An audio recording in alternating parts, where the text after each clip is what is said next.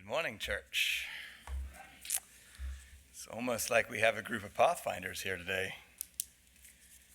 That's an inside joke. I guess there's not really many of us that were here then and not here today. But thanks for worshiping with me, singing with me, trying to connect to God with me. We can do so much of that on our own at home, but there's something about coming and doing it together. I'm not hearing me. Am I on out there? Okay. It doesn't sound like it. I'm getting a few thumbs up or, yep, okay. If I step over here, we're still working. All right, cool. Now, I'm the one on your bulletin on the front. I am the one that emailed Marion and gave her the title of the sermon, A Know-It-All, or Know-It-Alls. I'm also the one that sent her that picture for the cover of the bulletin. I did not imagine the two of them going together. To me, that is a strange cover of a bulletin, offering the cup of Christ with underneath know-it-alls. That's not really where I'm going with this, as you'll discover as we share. How do you find a know-it-all? Exactly. You don't have to worry about that. They will find you, and they will talk your ear off.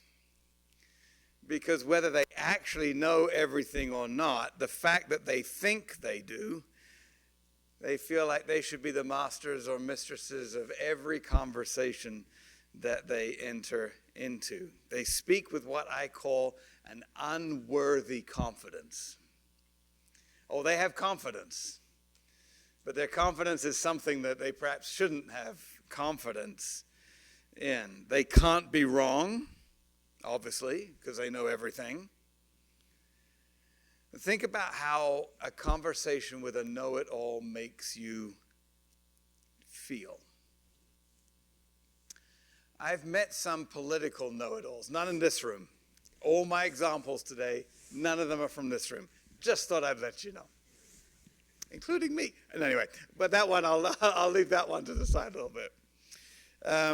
But a political know-it-all who their party does everything right and the other party does everything wrong, even if the other party does the same thing as your party, they're wrong and mine's right, until you get that moment where the person that you think it should be the president or the governor or the congressperson, or like, nah, they should have done this, they should have done that, and suddenly this person is just right about everything. Same happens in sports. They know what their coach should do, what their quarterback should do, what the owner of the team should do. They know what everybody should do. They know everything. And they're just not generally fun people to watch a game with. I just realized I haven't watched a game with anyone for a while. I've changed, I promise. No, I want to bring this to us today, though. A Christian know-it-all is just not a fun person to be around. They make a terrible witness to the character of God. I'm not saying that God doesn't know it all. I'm going to go back to the scripture that we read there for a while. And it's a story of two know-it-alls. Well, one know-it-all and one who knows it all. There's a difference. And that's what I want to take a look at today as we get going. Well, where'd it go? If I were to ask you the reason why know-it-alls are so, how would you fill in that gap? What would be your word? How do you feel about know-it-alls? The reason why know-it-alls are so obnoxious, annoying, don't hold back, belittling. The reason I put this up because I wrote this and I didn't know how to finish a sentence without being rude. I came up with irritating. When you got a scratch or an irritant, you need it gone. And a know-it-all, it kind of fits in that same same category for us. But the reason that it's such a negative emotion that we get from that is because a know-it-all and all of their conversation with you, it's not about you. They're actually completely thinking about themselves. I liken the know-it-all to a dump truck. You see them coming, but they don't see you. So they have this big alarm on them. Beep, beep, beep, beep. This is a know-it-all coming along, and that'll dump a bunch of stuff all over you. And you're just, because you're too polite. You don't feel like you can leave the situation. This is a know-it-all. Again, put this in the context of a Christian know-it-all. You see them coming. Uh-oh, what did I say in Sabbath school this week? Did I say something wrong? Beep, beep, beep, beep. And the dump truck comes back. Let's explore this a little bit. Say, oh, there it goes. Someone comes up and they know, because they've read the scriptures,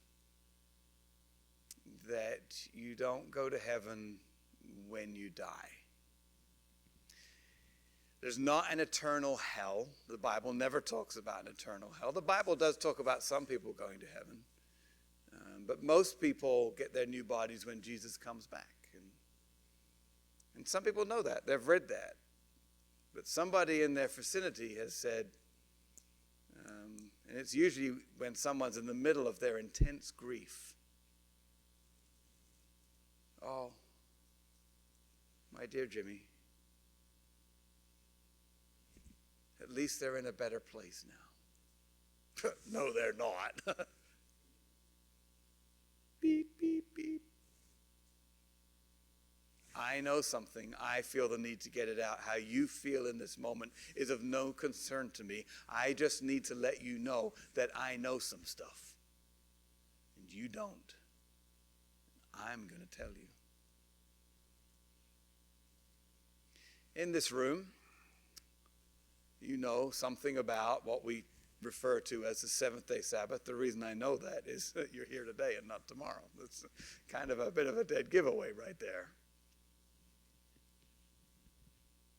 You know the Bible didn't change the Sabbath. You've probably studied it far more than most people in this world. If somebody says something that gets it wrong, you are ready to go. You've got your loaded verses and you're ready to shoot.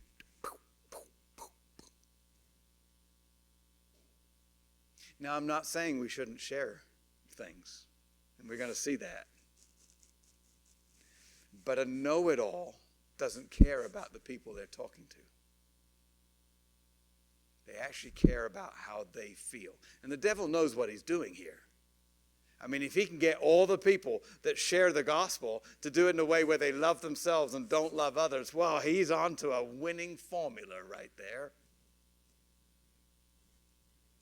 And we just get caught up in that, and we go along. I'm going to put 5 things up on the screen that are sort of landmines and occupational hazards of when we fall into this know-it-all category. If you feel convicted by this, know that I'm sharing this with love.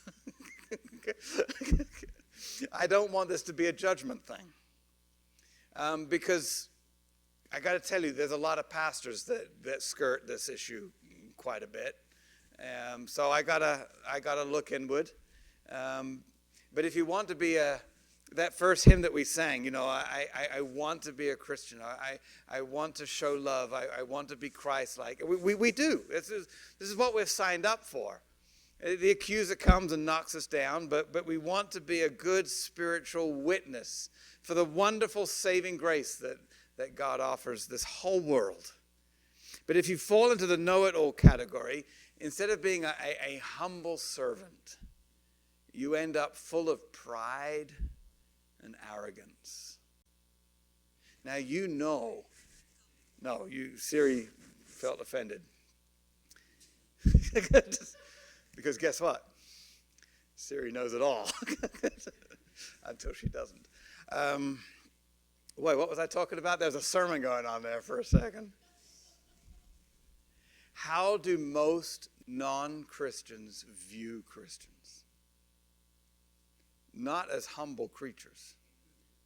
Now, there are plenty of humble Christians. They just tend not to go on television as much. Boy, the ones that go on television, they know everything. And they come across as arrogant and full of pride. I'm better than you. Even Jesus didn't come across this way. He came across as one of us. And he was God. And we say we follow him. So pride and arrogance shouldn't be where we're really hanging out. Jesus said in Matthew 14:11, for those who exalt themselves will be humbled, and those who humble themselves will be exalted. All right. I want to be on that team. Jesus' call on your life is not one of pride. Jesus' call is one of humility. Let's go to the next one. The trouble with a know-it-all is that they have a resistance to learning. Of course they do. They know everything already. Why would you need to learn something new? Well, the world knows everything that it needs to know. I had somebody come up to me and say, Pastor, it really bothers me when a preacher gets up in front, reads a Bible verse we've known all of our lives, and then tells us it doesn't really mean what you think it means. We now understand the culture that phrase was taught in. We've excavated, we know the culture. We're interpreting languages that were dead. We didn't know what they meant, but now we've found ways to interpret them, and so we know things that we didn't know. Pastor, that really bothers me. You trying to tell me that 30 years ago we didn't know everything? That's exactly what I'm trying to tell us. Every generation has thought that they are at the absolute pinnace of world information and knowledge. Your kids will tell you differently, just like you told your parents differently. But if you think you know it all, you will resist learning. You don't want the new information because that's going to mess you up. What if someone came to me, to put it really bluntly, and says, Pastor, your church's live streaming would be way better if you use Fujifilm instead of Kodak film. Because the quality of the Fujifilm, the way they process it to make it is better. Really? We haven't used film for decades. What you're saying might have been right once upon a time. I don't know, I'm just making that up, but it is irrelevant now. We have moved on. Oh, but Pastor, the film is much better quality than digital. That was true for about 10, 15 years in there. But even that's not true anymore if you spend enough money. Information keeps coming. And if you are a know-it-all in your field or in scriptures, you can't learn anything new anymore. If teachers stop being students, they will eventually stop being teachers. Let's go to the next one. Number 3. Did I hit that? There we go. Know-it-alls have a problem with judgments of others. Those who think they know it all may be quick to judge. They will dismiss the perspectives of others. I mean, what can they teach me? This can lead to divisions in communities and divisions between churches. And here's where we really struggle with this. This can lead to divisions within a church. Who needs a devil when two brothers think they're right and have to knock each other down? The devil's like, I don't have to even go to that church. They're doing it all for me. Remember, when you, let's do that. Let's do number 4. A know-it-all will misrepresent their faith. A self-assured attitude leads to an utterly distorted representation of Christianity. Instead of embodying love, humility, grace, I'm talking about fruits of the Spirit, they project an image of harshness or intolerance or driving others away from the faith. Those things are listed in lust of the flesh in Galatians 5. Remember, when you represent Christ, it is not the most important thing that you know it all. It's just not. Now, as a young pastor, that was really hard for me to understand. I was so scared of ever letting people ask questions in case they asked something I didn't know the answer to. And do you know the odds of them asking something I didn't know the answer to? It was really high. So I kept everybody as quiet as possible. I'm much more free with the dialogue now, not because I now know it all. I don't. I fall into the category of the more you know you don't know. But I have become comfortable with that. I can learn from you. The most important thing in being a witness is not knowing it all. It is loving the person you're engaging with. I'm going to put it this way. You have to love the person you're engaged with, that you're talking with, that you're sharing with. If you think that they are wrong and that you are right, you have to get into a mode of, I love that person. I want the best for that person. And you have to be thinking about that person, not thinking about how right you are. Christianity would spread like wildfire if we could figure this out. Jesus addressed it. What if I need to correct somebody I'm an enemy with? Love your enemies. Wish them well. Root for them. Not for their harshness. If they're trying to kill you, you don't really need to root for that. But you can root that they get the gospel. And Christianity would fly everywhere under those circumstances. And finally, know-it-alls neglect the role of the Holy Spirit. When Jesus left his disciples, he said, I'm going to leave the Comforter with you, who we call the Holy Spirit. He will guide you, convict you, lead you, comfort you, hold you. This is a really important part of the Christian experience. But know-it-alls can't be led by the Holy Spirit. Believing that they have all the answers can result on individuals relying solely on understanding rather than seeking guidance. They're there. This would be like a blind person trying to direct traffic. I know where the traffic should go. But it's only through the Spirit that we start seeing things beyond what's right in front of us. So with that, let me go back to Matthew 26 and this story.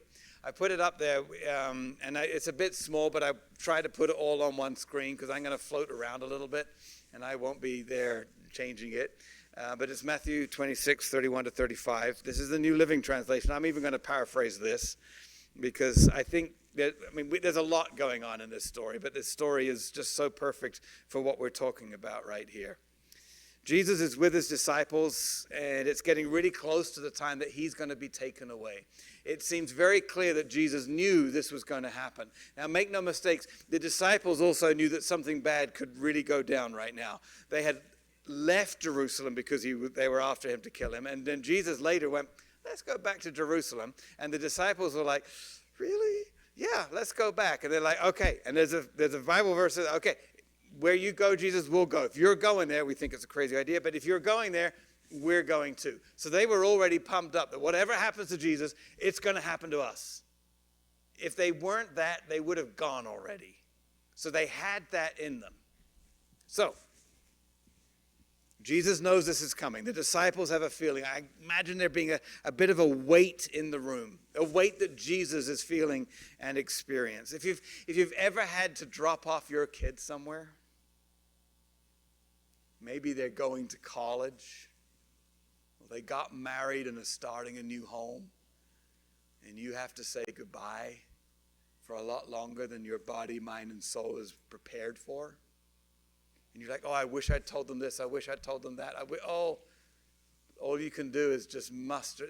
This is a moment where you love the person in front of you. And you don't usually go into a whole list at that point. You're like, I've done what I can. Go with my love. And I think Jesus is having that moment with his disciples right here. Just a few hours left with them. And Jesus is not a know-it-all, but Jesus knows it all. And he says, if I've got this here, Jesus says, during this night,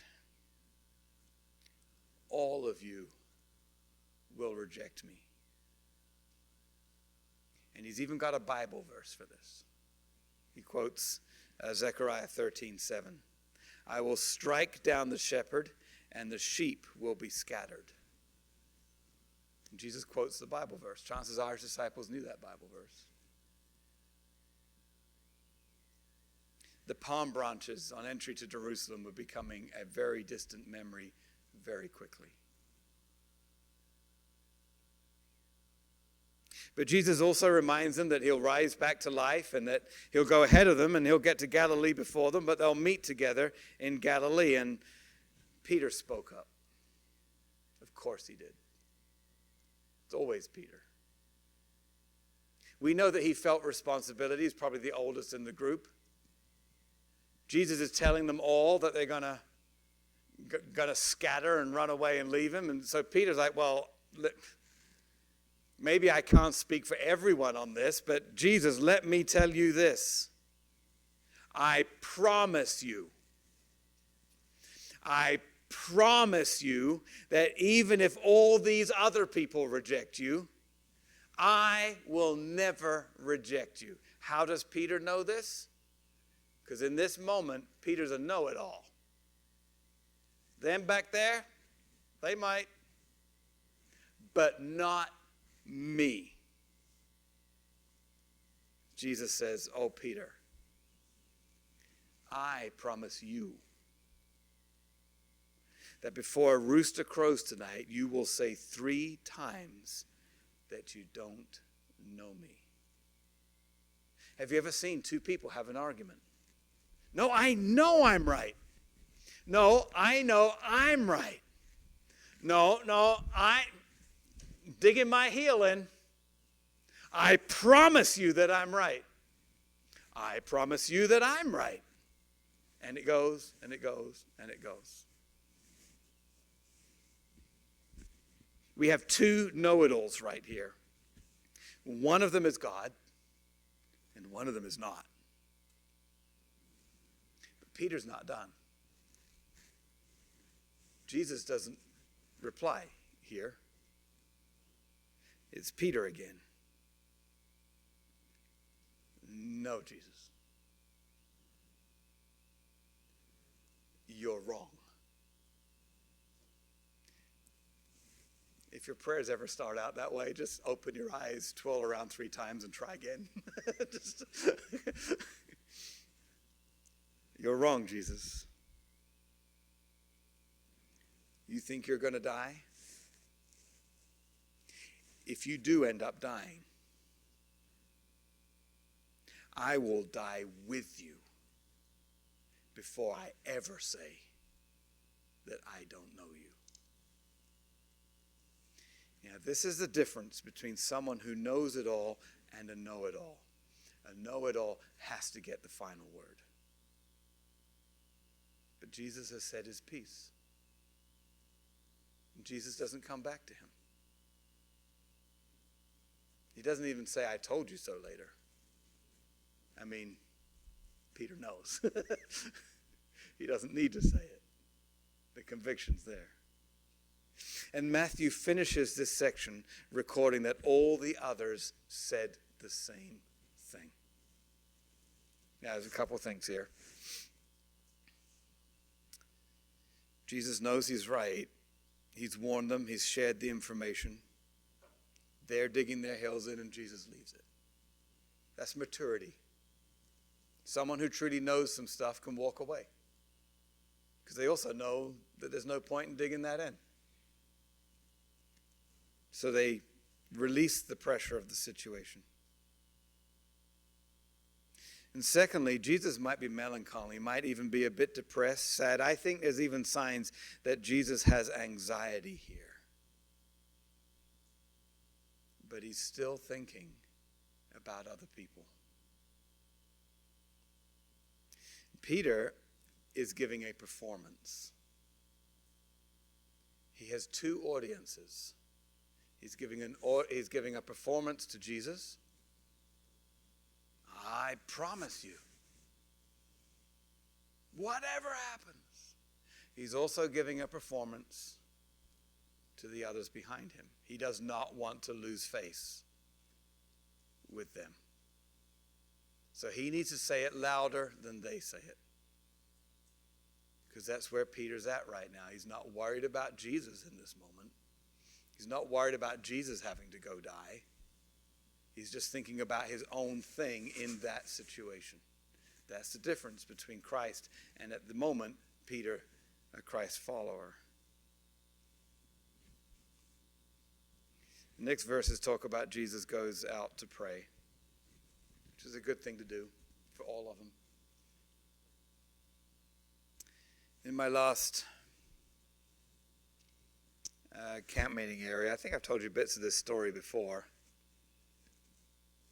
but people from churches like this, 30, 50, maybe even 100 people would come and share what was going on in their churches. And that was kind of a neat part of camp meeting. We hope that everybody would, we try to make it not be like, oh, I'm doing this, because that's the danger of that. But sort of as an encouragement. Hey, this church is trying this. What could your church try? And it usually went really well. But it meant that there were a lot of people about to go on the platform that didn't usually go in front of people. And so me as the preacher, okay, there were about 100 preachers around there, but this is my role. I had to talk them through that. There was another category of people that were like, my time has finally come. The nervous person and the other person had the same problem. They were both going out on that stage. We tried really hard to call it a platform, but for this right now, it's a stage. They were both going out on the stage. Could be 3,000 people in front of them. There's 4 cameras hovering around and a 5th one on a boom that flew around. It was a little intense. But the nervous person and the star waiting to be discovered person both were worried what everyone else was going to think about them.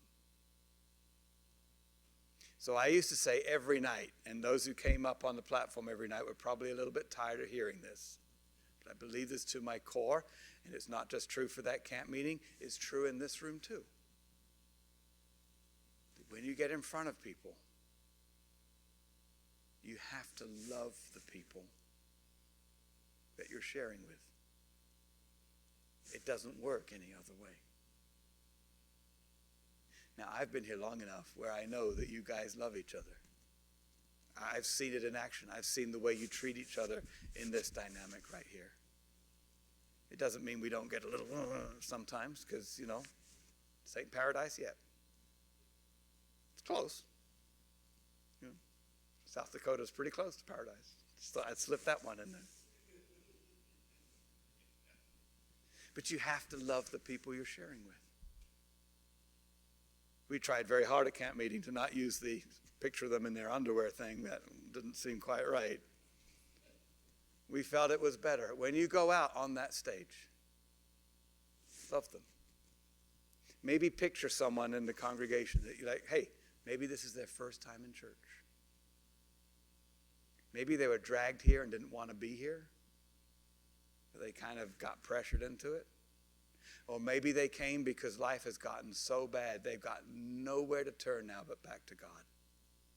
Speak to that person. Because we don't know what's going on inside each other. There might be one of you here today who comes regularly, but you had to drag yourself here today. We wouldn't know. So when we come up in front or we meet in the lobby, we love each other. We root for each other. And what we share is for the other person.